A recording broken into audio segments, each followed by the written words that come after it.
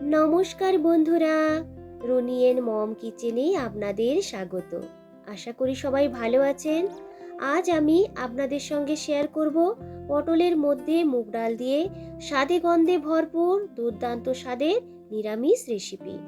গরম ভাত, রুটি, পরোটা সব কিছুর সাথে খেতে দুর্দান্ত লাগে। আশা করছি আজকের এই মুগ পটলের রেসিপিটা আপনাদের ভালো লাগবে। যদি ভিডিওটা ভালো লাগে একটা লাইক দিয়ে সম্পূর্ণ ভিডিওটা দেখে নেওয়ার অনুরোধ রাখলাম। তো দেখুন, মুগ পটল বানিয়ে নেওয়ার জন্য এখানে নিয়েছি পটল, একটা বড় সাইজের আলু আর হাফ বাটি মুগ ডাল। পটলের পরিমাণটা আপনারা আপনাদের প্রয়োজন মতো নিয়ে নেবেন, সেক্ষেত্রে মুগ ডালের পরিমাণটাকে কমিয়ে বাড়িয়ে নেবেন। পটলের খোসাটাকে একটু একটু করে রেখে এইভাবে ছাড়িয়ে নিতে হবে। এতে করে দেখতেও সুন্দর লাগবে আর খেতেও ভালো লাগবে। পটল এবং আলুগুলোকে কেটে ভালো করে ধুয়ে একটা প্লেটের মধ্যে সাজিয়ে নিয়েছি। প্রথমে আগে মুগ ডালগুলোকে ভেজে নেব। গ্যাসের ফ্লেমটাকে লো টু মিডিয়ামে রেখে নাড়াচাড়া করে একটু সময় নিয়ে মুগ ডালগুলোকে ভেজে নিতে হবে। তবে খুব বেশি পুড়িয়ে কিন্তু ভাজবেন না। যখন মুগ ডালের মধ্যে থেকে কাঁচা গন্ধটা চলে গিয়ে বেশ একটা সুন্দর গন্ধ বের হতে শুরু করবে, ততক্ষণ পর্যন্ত ভেজে নিতে হবে। এরপর মুগ ডালটাকে নামিয়ে নিয়ে বেশ কয়েকবার জল পাল্টে ধুয়ে কিছুটা জল দিয়ে এইভাবে ভিজিয়ে রেখে দেব। ওই সেম প্যানের মধ্যে বাকি রান্নাটা করে নেওয়ার জন্য নিয়ে নিলাম সরষের তেল। আপনারা চাইলে রিফাইন অয়েল দিয়েও কিন্তু রান্নাটা করে নিতে পারেন। তেলটাকে খুব ভালো করে গরম করে নিয়েছি। এরপর এর মধ্যে দিয়ে দেব কেটে রাখা পটলগুলোকে। এর সাথে শুধুমাত্র কিন্তু নুন দেব, আর হলুদ কিন্তু দেব না। গ্যাসের ফ্লেমটাকে মিডিয়াম টু লোতে রেখে পটলগুলোকে বেশ একটু লালচে করে এখানে ভেজে নিতে হবে। তো দেখুন, পটলগুলো বেশ সুন্দরভাবে ভাজা হয়ে গেছে আর পটলের মধ্যে সুন্দর একটা কালারও চলে এসছে। এরপর এক্সট্রা যে তেলটা, ছান্তার সাহায্যে সেই এক্সট্রা তেলটাকে ঝরিয়ে নিয়ে রেখে দেব একটা প্লেটের মধ্যে। ওই সেম তেলের মধ্যে এরপর আলুগুলোকেও ভেজে নেব। এর সাথে দিয়ে দেব অল্প পরিমাণ একটু হলুদ আর দিয়ে দিলাম সামান্য একটু নুন। আলুগুলোকে এখানে একটু হালকা লালচে ভাব ধরে আসা পর্যন্ত ভেজে নেব। বাদ বাকিটা যখন গ্রেভিতে ফুটিয়ে নেবেন, তখন দেখবেন আলুগুলো খুব সুন্দরভাবে সিদ্ধ হয়ে যাবে। এইভাবে আগে থেকে আলু এবং পটলটাকে তেলের মধ্যে ভেজে নিয়ে এই মুগ পটলটা বানিয়ে খেয়ে দেখবেন, খেতে কিন্তু বেশ ভালো লাগবে। তো দেখুন, আলুগুলোর মধ্যে একটা লালচে ভাব ধরে এসেছে। এরপর তুলে নেব। কড়াইয়ের মধ্যে যে তেলটা আছে এর সাথে আর একটু সর্ষের তেল দিয়ে দিলাম। তেলটা যখন একটু গরম হয়ে আসবে, ফোড়নে এখানে নিয়েছি গোটা গরম মশলা, তেজপাতা, শুকনো লঙ্কা ও গোটা জিরে। গরম মশলার মধ্যে নিয়েছি দুটো এলাচ, এক টুকরো দারচিনি আর দুটো লবঙ্গ। কয়েক সেকেন্ডের মতো ভালো করে ফোড়নটাকে ভেজে নেব।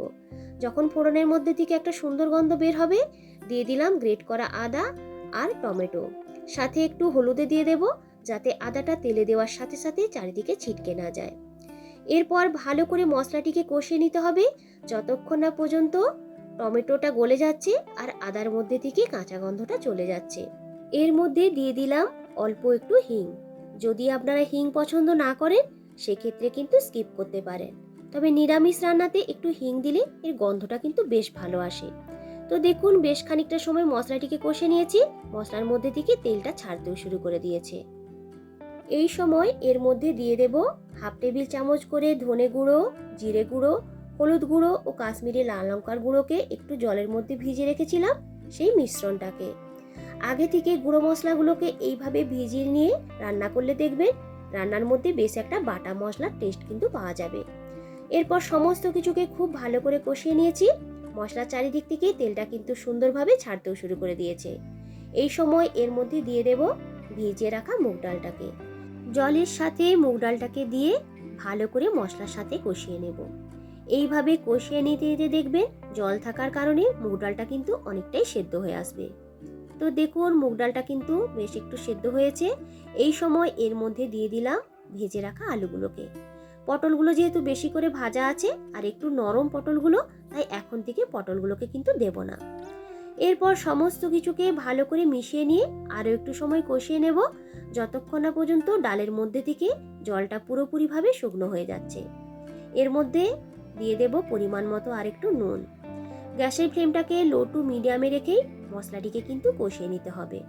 তো দেখুন, ডালটা কিন্তু প্রায় শুকনো শুকনো হয়ে গেছে। এই সময় এর মধ্যে দিয়ে দেব গরম জল।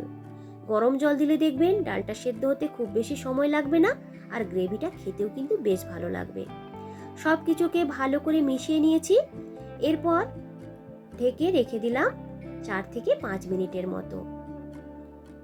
তো দেখুন জলটা কিন্তু প্রায় শুকনো হয়ে এসেছে। এই সময় আলু এবং ডালটাকে একটু চেক করে নেব। আলুটাও কিন্তু সেদ্ধ হতে আর একটু বাকি আছে, আর ডালটাও কিন্তু ঠিকঠাকভাবে এখনো সেদ্ধ হয়নি। এই সময় দিয়ে দিলাম ভেজে রাখা পটলগুলোকে সমস্ত কিছুর সাথে মিশিয়ে কিছুক্ষণ এইভাবে একটু কষিয়ে নেব। এরপর এর মধ্যে দিয়ে দিলাম আরো বেশ খানিকটা জল। যেহেতু সবজিগুলো বা ডালটা এখনো সেদ্ধ হতে একটু বাকি আছে, তাই আরো কিছুটা পরিমাণ জলের মধ্যে দিয়ে সমস্ত কিছুকে ভালো করে মিশিয়ে নেব। নুনটা টেস্ট করে দিয়ে দিলাম অল্প পরিমাণ আর একটু নুন, আর দিয়ে দিলাম অল্প একটু চিনি। যে কোনো নিরামিষ রান্নাতে চিনিটা দিলে দেখবেন খেতে কিন্তু বেশ ভালো লাগে। সমস্ত কিছুকে ভালো করে মিশিয়ে নিয়েছি। আবারও ঢেকে রেখে দেব যতক্ষণ না পর্যন্ত আলু, পটল আর ডালটা খুব ভালো করে সেদ্ধ হয়ে যাচ্ছে। আরও প্রায় 4-5 মিনিটের মতো ফুটিয়ে নিয়েছি। তো দেখুন ডালটা কিন্তু খুব সুন্দরভাবে সেদ্ধ হয়ে গেছে, কিন্তু একদমই গলে যায়নি। আলু এবং পটলগুলো কিন্তু খুব ভালো করে সেদ্ধ হয়ে গেছে। নামিয়ে নেওয়ার আগে ওপর থেকে দিয়ে দেব অল্প একটু গরম মশলার গুঁড়ো আর একটু ঘি।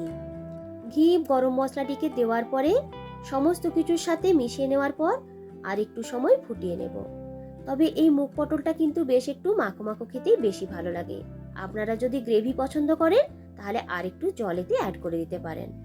তো দেখুন প্রায় হয়ে এসেছে রান্নাটা। নামিয়ে নেওয়ার আগে ওপর থেকে দিয়ে দিলাম একটা চেরা কাঁচা লঙ্কা। সমস্ত কিছুকে ভালো করে মিশিয়ে নিয়েছি। এরপর গ্যাসটাকে অফ করে দিয়ে ঢেকে স্ট্যান্ডিং টাইমে রেখে দিলাম মিনিট 5 মতো। তৈরি হয়ে গেল দুর্দান্ত স্বাদের নিরামিষ মুগ পটলের রেসিপি। আজকের এই মুগ পটলের রেসিপিটা আপনাদের কেমন লাগলো অবশ্যই কিন্তু কমেন্ট করে জানাবেন। যদি আজকের এই রেসিপিটা আপনাদের ভালো লাগে একটা লাইক ও বন্ধুদের সঙ্গে বেশি বেশি করে শেয়ার করার অনুরোধ রাখলাম।